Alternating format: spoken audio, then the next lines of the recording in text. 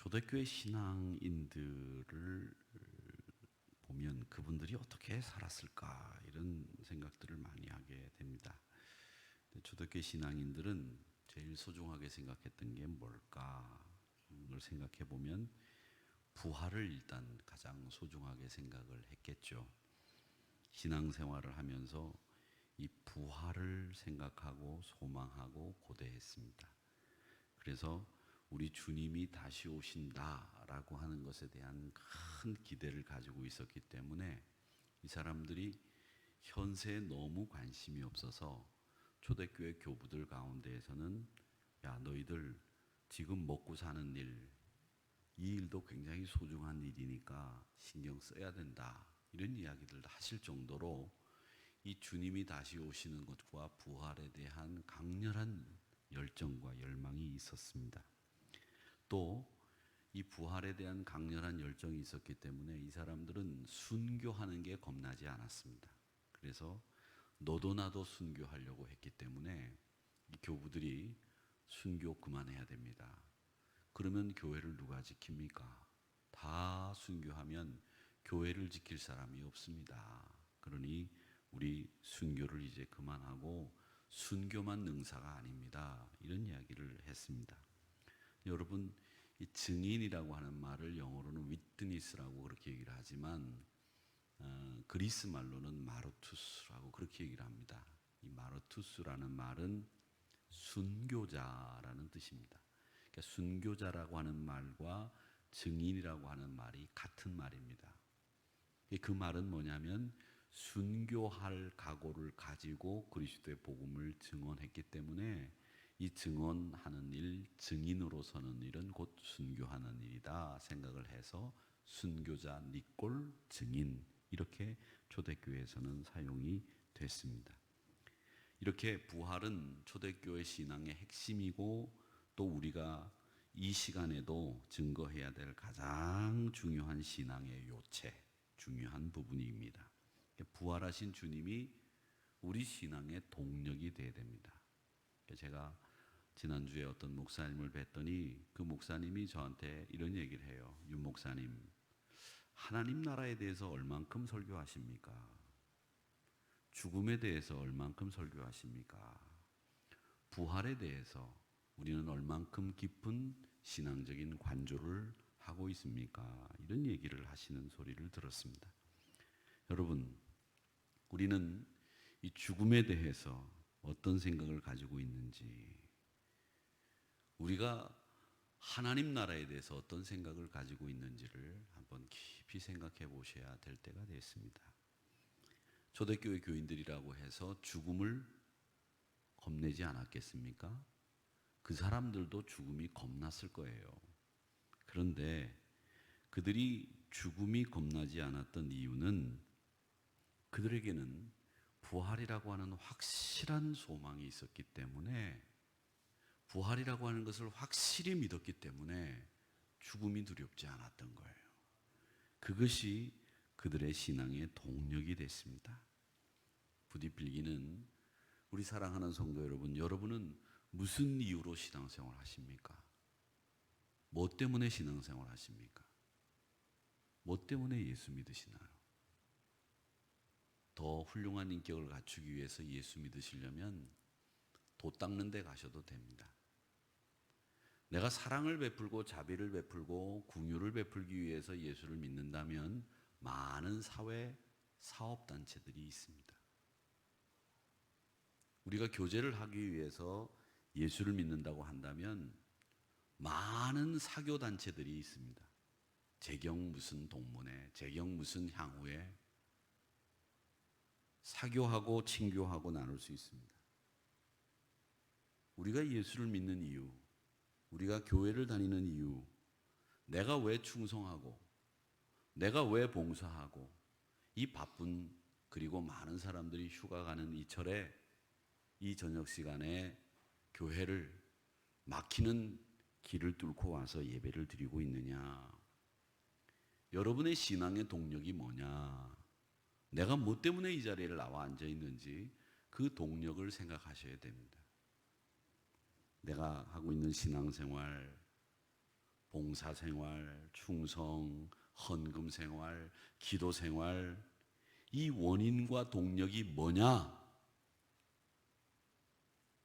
뭐 때문에 내가 여기 나와 있느냐?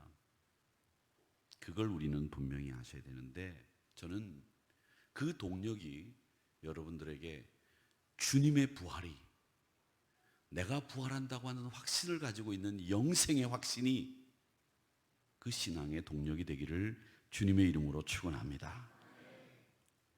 ig나티우스라고 하는 유명한 교부가 있습니다.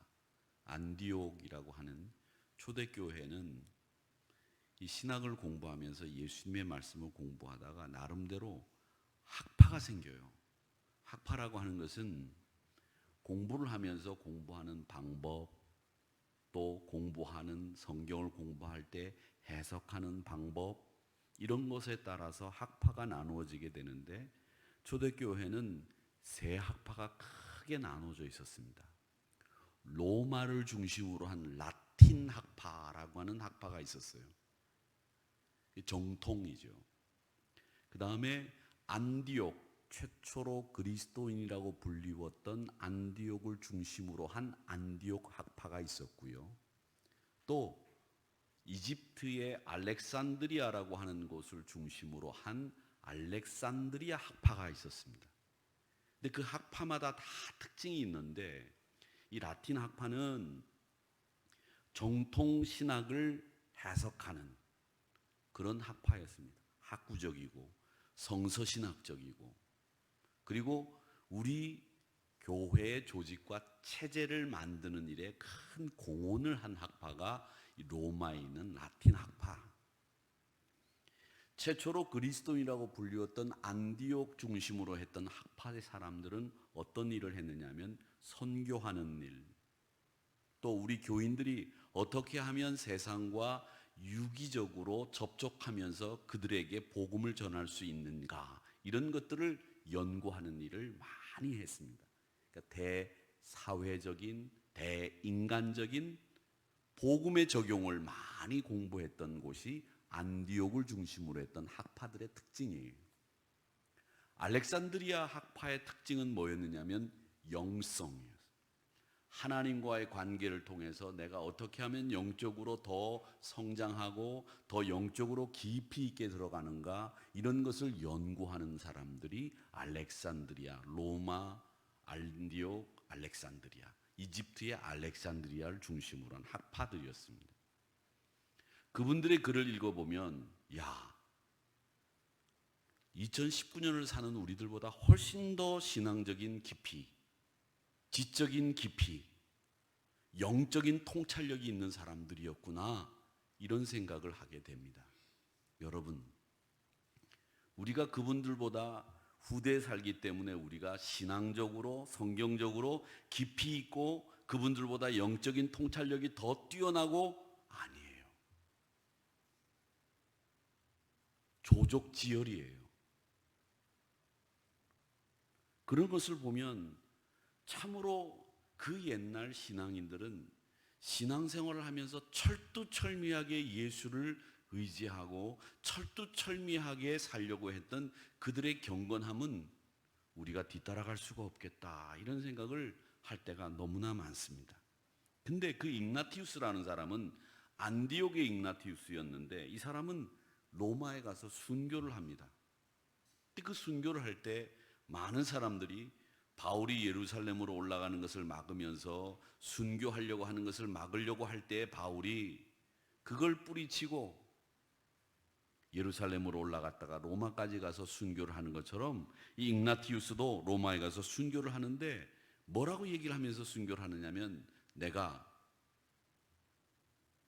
그리스도에 이르기를 바랍니다. 내가 그리스도에 이르기를 바랍니다. 내가 하나님 주님의 고난을 따르기를 바랍니다. 그러니 나의 이 소망을 누구도 꺾지 마시고 나의 죽음을 막기 위한 어떤 행동도 교회는 하지 마십시오. 당부를 하고 죽습니다. 그만큼 초대교회 신자들이 생각하는 신앙의 동력, 신앙의 원인, 신앙의 출발점은 부활, 그리고 우리가 죽더라도 하나님께서 영생을 주셨다고 하는 확신, 그걸 가지고 신앙생활을 해 나갔다는 겁니다.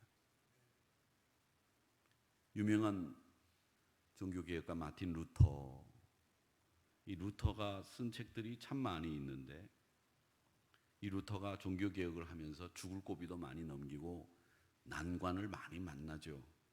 혼자 교황청과 싸우다 보니까 그 교황청의 막강한 힘 앞에서 좌절하고 낙심할 때가 많이 있었습니다.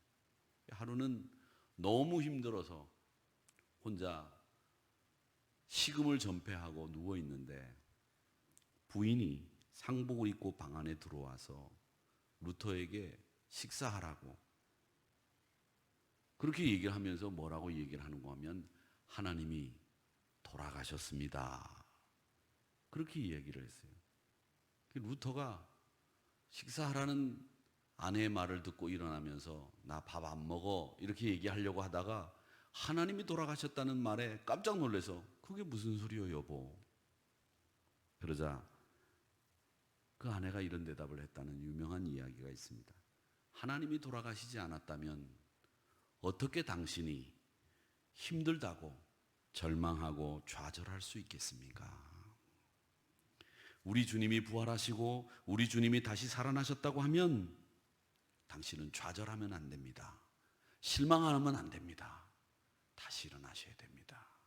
그렇게 힘을 복돋아 주면서 그 루터가 다시 종교개혁의 그 큰 일을 완성할 수 있도록 동력을 제공했는데 그 동력이 뭐였느냐? 주님의 부활, 하나님의 살아계심, 그것이었다고 하는 것을 우리에게 이 예화는 알려주고 있다는 겁니다. 사랑하는 성도 여러분, 부활이, 영생의 확신이 여러분의 신앙의 동력이 되시기를 주의 이름으로 축원합니다. 이 땅에 사는 동안에 힘들게 살 수도 있어요. 저도 가끔 그런 생각을 해요.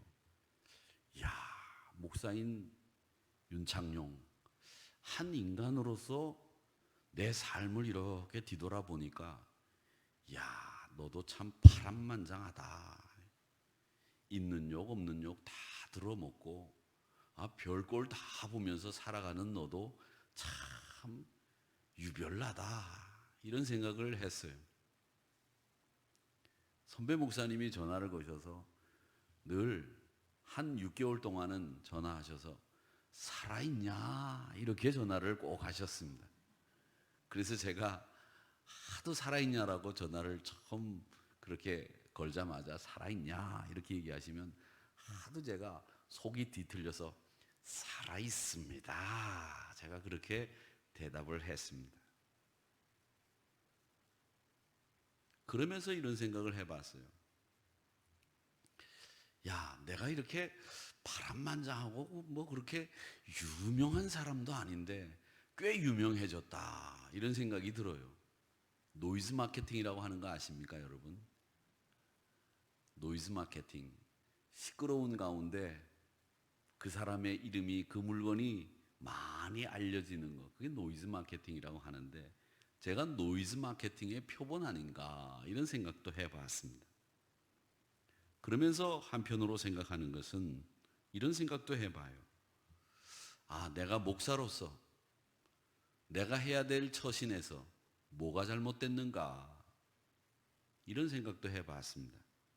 그러면서 다시 한번 저를 이렇게 점검하고 다시 재정비를 할 때 제가 생각한 것은 나도 신앙인이고 나도 예수님 믿는 사람이기 때문에 내가 내 신앙을, 동력을, 목회가 내 신앙의 동력이 되는 게 아니라 그것은 내가 해야 될 사명이고 내 신앙의 동력은 역시 내가 성도 중에 한 사람이기 때문에 나도 부활이 동기가 돼야 되고 영생의 확신을 가지고 사는 이 모습을 성도들에게 보여주고 그것을 가지고 목회를 해야 되겠다. 이런 정비를 하는 시간을 가진 적이 있습니다. 사랑하는 성도 여러분, 여러분의 신앙의 동력도 부활이 되시고 영생의 확신이 되시기를 주님의 이름으로 축원합니다. 예수님이 십자가에 돌아가시니까 제자들이 뿔뿔이 흩어지지 않았습니까? 엠마오로 내려가는 두 제자는 다 포기하고 고향으로 내려갔었고, 시몬 베드로를 비롯한 많은 제자들이 원래 자신들의 직업이었던 어부로 돌아가고, 다들 그렇게 자기 생업의 자리로 돌아가고 다 포기하고 절망했을 때 오늘 1절 말씀을 보십시오. 뭐라고 얘기를 하느냐? 안식일이 다 지나고 안식 후 첫날이 되려는 새벽에 막달라 마리아와 다른 마리아가 무덤을 보려고 갔다고 되어 있습니다. 이루 말할 수 없는 슬픔, 낙심, 그 가운데서도 이 여자들은 예수님을 보려고 새벽에 주님의 무덤으로 달려갔습니다. 주님의 시신에 향품을 바르려고 준비를 한 겁니다. 여러분, 여성분들이 무덤을 찾으러 갔다라고 하는 말은 대단한 용기와 결단이 없으면 안 되는 일이에요. 사람이 죽고 난 뒤에 사람을 우리가 찾아가고 그 사람을 만나는 것 보면 참 쉽지 않아요. 그 사람이기 전에 이제 시신이 돼 있기 때문에 아무리 가까워도 사람이 죽으면 그 얼굴 보기가 겁나요. 가끔 영화에 보면 여자 의사들이 혼자 시체를 부검하는 자리에 앉아가지고 그 시체 입속에서 핀셋을 넣어서 그 시신의 목구멍에 있는 뭘 끄집어내고 뭐 전화를 하는 이런 영화도 있더라고요. 참 간 큰 여자예요. 그리고 어떤 영화에 보면 그 시신이 들어있는 냉동고가 쫙 이렇게 있는데 거기에 들어가고 숨어가지고 있는 여자들도 있어요. 간 큰 여자들이죠. 근데 숨는데 아무 사람도 시신도 없는데 들어가서 숨는 건 괜찮아. 시신 있는데 그 위에 누워가지고 숨어 있어. 여기 앉아 있는 분 중에 아마 누가 죽이려고 찾아오니까 숨으라고 하는데 숨을 곳이 딱 한 군데밖에 없어. 시신이 들어있는 냉동고. 거기 들어가서 숨으라고 그러면 숨겠어요? 못 숨어요. 저도 차라리 죽고 말지. 그런데 여자들이 예수님의 시신에 향품을 바르려고 새벽에 무덤을 찾아갔다고 하는 것은 보통 일이 아니라는 거죠.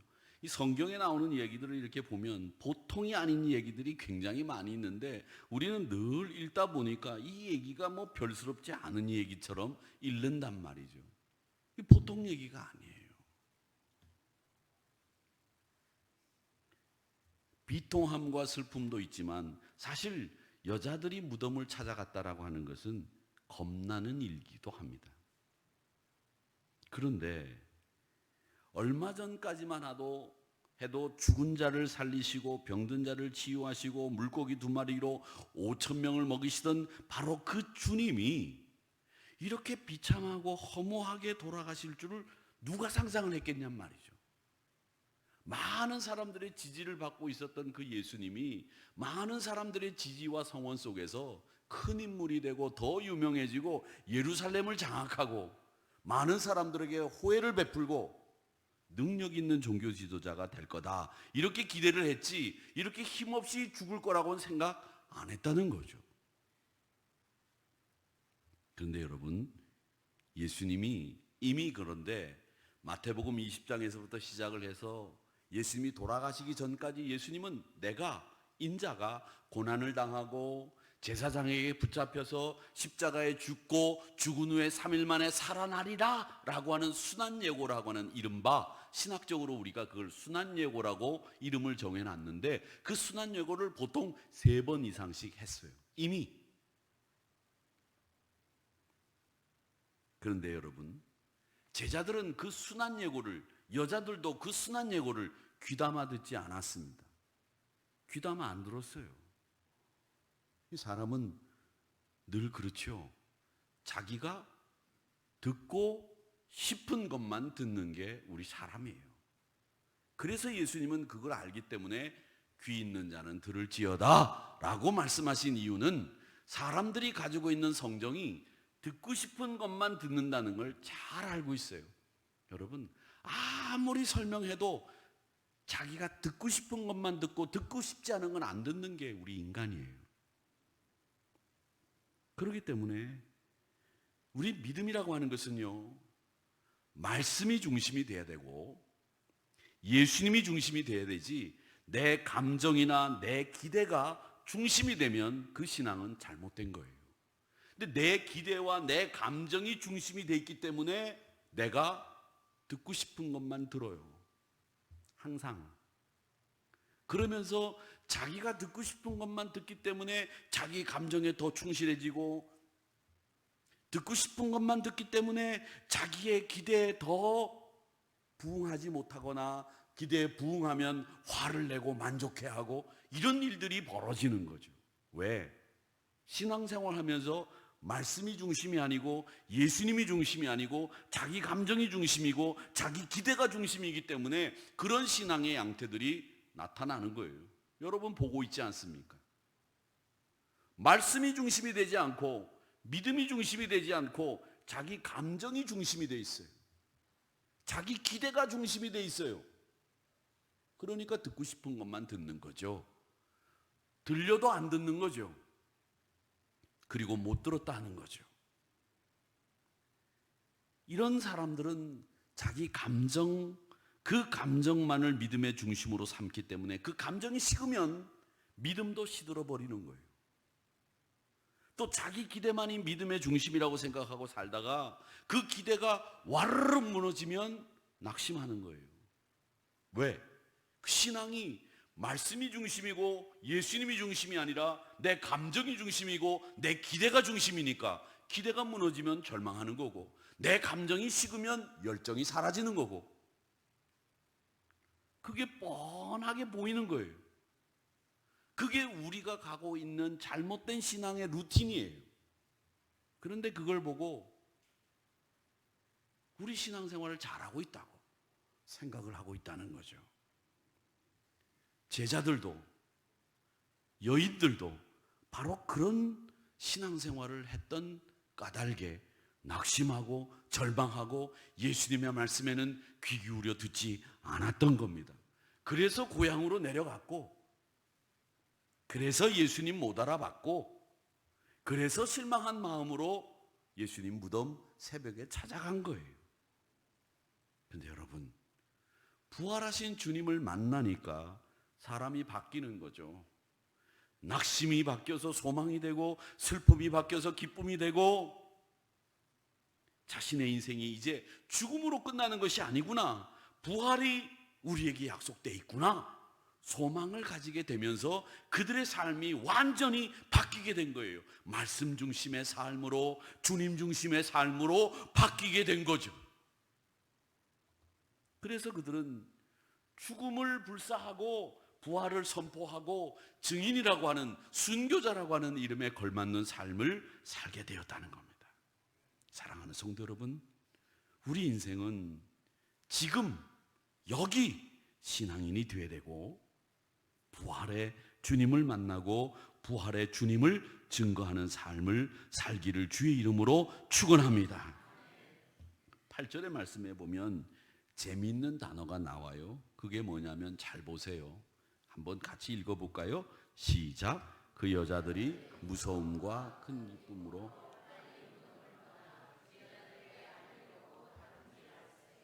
아멘. 여기 굉장히 두 개의 대조적인 단어가 나옵니다. 전혀 안 어울리는 단어가 있죠. 그게 무서움과 큰 기쁨이에요. 어떤 사람은 무서워하고 어떤 사람은 큰 기쁨에 빠져 있는 게 아니고, 여자들이 지금 동시에 느끼고 있는 감정이 뭐냐면 무서움과 큰 기쁨이에요. 안 어울리죠. 공존하기가 어려운 단어예요. 근데 우리가 사실은 믿을 수 없는 사실을 경험할 때 두려움과 기쁨이 함께 있을 수 있습니다. 야, 어떻게 이런 일이 일어날 수 있을까? 두려워요. 야, 정말 기가 막히다. 두려우면서도 기쁜 일들이, 이런 일들이 생기는 거죠. 그걸 우리는 전율적인 기쁨이다 이런 말을 합니다. 그런데 왜 이 여자들이 이 무서움과 큰 기쁨을 동시에 느낄 수 있었느냐? 이 무서움과 큰 기쁨을 동시에 어울리지 않는 이 감정을 느낄 수 있었던 것은 다른 이유가 아니에요. 바로 부활을 경험하고 목도했기 때문입니다.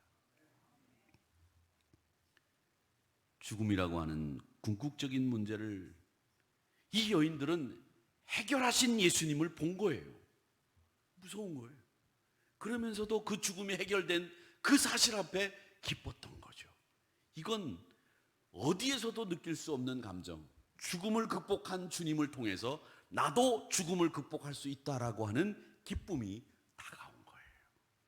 그래서 무서움은 죽음을 극복하신 예수님이 놀랍고 두렵고 또 나에게 그런 일이 벌어질 거라고 하는 기쁨 때문에 상당히 고무되어 있는 상황에서 그렇게 됐던 겁니다.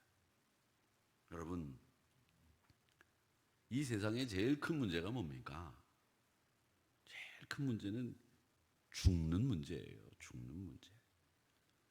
아무도 죽음을 피해갈 수 없습니다. 지금 사람들을 지배하고 있는 가장 큰 무서운 게 뭐냐면 죽음이에요. 죽음.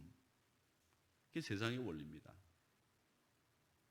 성경이 그래서 로마서 5장 14절에 보니까 뭐라고 얘기하느냐 하면 이렇게 얘기합니다. 야, 아담으로부터 모세까지 아담의 범죄와 같은 죄를 짓지 아니한 자들까지도 사망이 왕노릇하였나니, 죽음이 지금 온 인류에 왕노릇하고 있다는 거예요. 죽음이 우리를 지배하고 있는 거죠. 우리 모두 죽습니다. 다 죽습니다. 저도 죽고 여러분도 다 죽습니다. 이 죽음의 사슬에는 예외가 없습니다. 죽음에는 답이 없어 보여요. 세상에서도 철학도 유명 연예인도 정치가도 트럼프도 문재인 대통령도 김정은 씨도 누구도 죽음에 대한 답을 갖고 있지 않습니다. 죽음의 답을 갖고 있는 사람이 없어요. 지금 생명과학이 너무나 발전하고 있다고 하는데, 제가 우리 권사님 한 분이 무릎에 인공관절을 넣는 수술을 하신다고 해서 지난 주일날 기도를 해드렸어요. 그리고 제가 알고 있는 얄팍한 지식을 가지고 자랑을 했어요. 뭐라고 그랬느냐 하면, 인공관절 대신에 우리 관절이 인공관절을 쓰는 이유가 연골이 닳아가지고 연골이 기능이 다 없어졌기 때문에 그 연골 기능을 대신하기 위해서 인공관절을 넣는다, 이렇게 말씀을 드렸는데, 어떤 분이 그런 얘기를 하더라고요. 이 연골이 있는 부분에다가 이 줄기세포 주사를 넣으면 연골이 자란대요. 그래가지고 제가 그 인공관절 수입하는 우리 장정진 장로님 계신데, 그 사업을 망치려고 인공관절 쓰지 말고 그 인공관절 있는 데다 줄기세포 주사하면, 줄기세포 주사 맞은 그 자리에 연골이 자라면 인공관절 수술 안 해도 됩니다. 그렇게 얘기했더니 모르는 소리 하지 말래요. 그것도 연골이 조금이라도 있어야 줄기세포를 주사를 하면 그 연골이 자라는 거지, 연골이 다 닳아가지고 없어지고 난 뒤에는 줄기세포 주사를 아무리 놔도 연골은 안 자란대요. 알고 계세요? 예.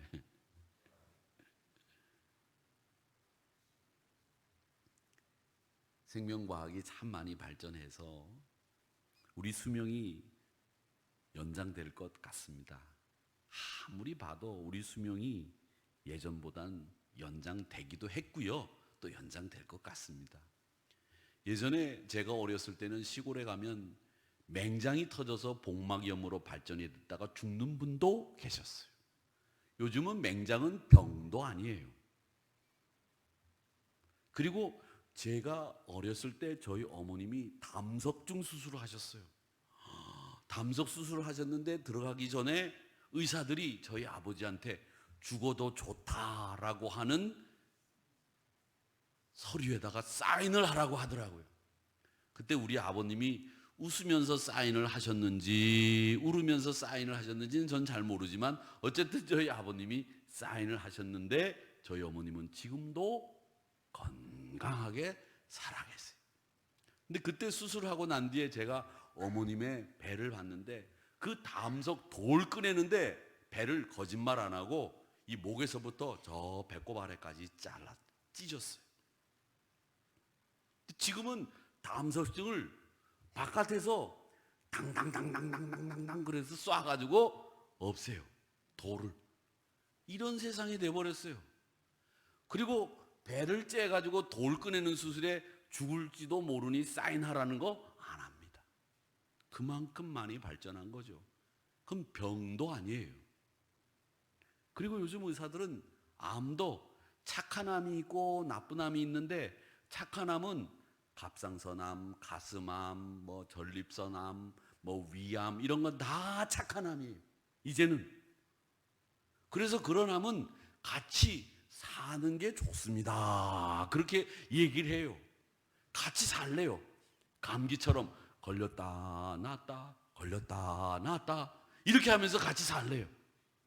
이런 세상이 돼버렸는데 이게 발전을 한 건데요.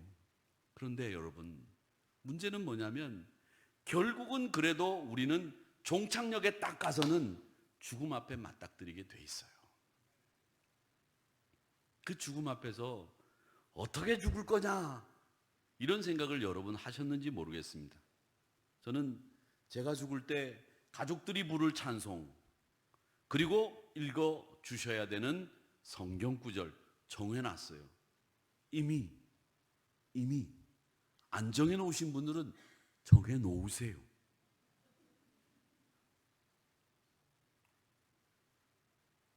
그리고 저는 이 죽음에 대해서만큼은 품이 있고 기품 있게 죽어야 된다고 생각을 합니다. 여러분 영화 보시면 주인공들이 죽을 때 어떻게 죽습니까? 총 한 방 딱 맞고 꽥 하고 이렇게 안 죽어요. 주인공은 총 딱 맞아도 뭐 걸어서 심리를 갑니다. 주인공은 그렇지요? 주인공 칼 맞아도 그러면서 자기 밑에 있는 부하들 다 챙기고 그리고 자기 할 일 다 하고 그 다음에 나쁜 놈 눈에 보이면 때려놓고 그 놈 죽이고 난 뒤에 그 다음엔 죽습니다. 그건 뭘 얘기하느냐? 우리가 이 세상에 살 때 예수님 모시고 사는 주인공이라면 품위 있게 죽어야 된다는 거예요. 기품 있게 죽어야 된다는 거예요. 한 방에 누가 와가지고 탁 찌른다고 해서 딱 맞고 꽥 하고 죽지 말라는 거예요. 품위 있게, 기품 있게 주인공처럼 죽어야 된다는 거예요. 제일 멋지게 피날레를 장식하면서 다른 사람들에게 손을 흔들면서 내가 가니까 곧 와, 알았지? 자식들 이렇게 죽어야지. 아무 소리도 못하고 그냥 언제 죽어들지도 모르게 아무 말도 못하고 그렇게 죽으면 되겠어요? 안 되겠다는 거죠. 왜 우리가 그렇게 죽을 수 있느냐? 저는 우리는 적어도 죽음에 대한 답을 가지고 있는 사람들 아니냐는 거예요. 여러분 다른 사람들은 가지고 있지 못한 죽음에 대한 답을 가지고 있는 사람들이 바로 우리이기 때문에 품위 있게 죽을 수 있고 기품 있게 죽을 수 있다는 거예요. 이것이 인류 역사를 뒤집어 놓는 선언이었고 이런 선언을 한 사람은 아무도 없었고 오직 예수님 한 분밖에 없었다는 겁니다. 그래서 요한복음 11장 25절 26절에서 예수께서 이르시되 나는 부활이요 생명이니 나를 믿는 자는 죽어도 살겠고 살아서 믿던 자는 영원히 죽지 아니하리니 이것을 네가 믿느냐 물어보셨어요. 그럴 때 여러분 아멘이라고 대답하시는 저와 여러분이 되시기를 축원합니다. 이게 바로 우리의 삶이에요. 저는 오늘 우리 주님이 6절의 말씀에 보면 그가 여기 계시지 않고라고 하는 이 말씀에서 여기라고 하는 단어를 유념해 볼 필요가 있다고 생각합니다. 여기가 어디냐? 죽음의 자리예요. 여기가 어디냐? 무덤이에요. 여러분은 무덤에 계신 분이 아니에요. 죽음의 자리에 있는 분들이 아닙니다. 우리도 여기 있지 않고 말씀하시던 대로 살아나셔서 그가 누우셨던 곳을 보라. 그가 여기 계시지 않다. 어디서 만나야 되느냐? 갈릴리에서 뵙게 되리라 라고 하는 말씀이 여러분의 소망이 되시기를 주님의 이름으로 축원합니다. 바울이 뭐라고 그랬습니까? 고린도전서 15장 14절 15절에서 그리스도가 만약 다시 살아나지 못했다면 우리가 전파하는 것이 헛것이다. 너희 믿음도 헛것이다. 우리가 하나님의 거짓 증인이 될 것이다. 우리가 하나님이 그리스도를 다시 살렸다고 증언하고 있다. 만일 죽은 자가 다시 살아나는 일이 없으면 하나님께서 그리스도도 다시 살리지 않으셨을 것이다. 그 얘기를 하고 계시는 겁니다. 여러분, 부활을 믿으십니까? 그 믿음이 확실하십니까? 그걸 확신하셔야 됩니다. 그게 우리 신앙의 동기가 되어야 되고 원인이 되어야 되고, 여러분은 죽음에 대한 답을 가지고 있는 분들이 되셔야 됩니다. 그래서 오늘 7절 말씀에 보면 너희보다 먼저 갈릴리로 가시나니 거기서 너희가 배우리라 하라. 여러분, 거기 계시지 말고 여기 계시지 말고 부활하신 주님을 만나는 곳 갈릴리로 가시기를 주님의 이름으로 축원합니다. 우리에게 갈릴리는 어떤 곳이냐? 내가 일하는 일터 갈릴리가 되어야 됩니다. 내가 머무는 가정, 그곳이 갈릴리 되어야 됩니다. 여러분이 매일 가는 장, 마트, 갈릴리로 만드시기를 축원합니다. 내가 매일 만나는 여러분들, 친구들, 가족들 갈릴리로 모시고 가시기를 축원합니다. 갈릴리에서 주님을 만나시기를 축원합니다. 여기 계시지 마세요. 갈릴리로 가십시오. 죽음에 대한 답을 여러분들이 가지고 계시지 않습니까? 그러니 소망 중에 우리에게 있어서 갈릴리가 어디인지를 분명히 하시고 그 자리에 여러분들이 가 계시기를 주의 이름으로 축원합니다. 우리 같이 이 시간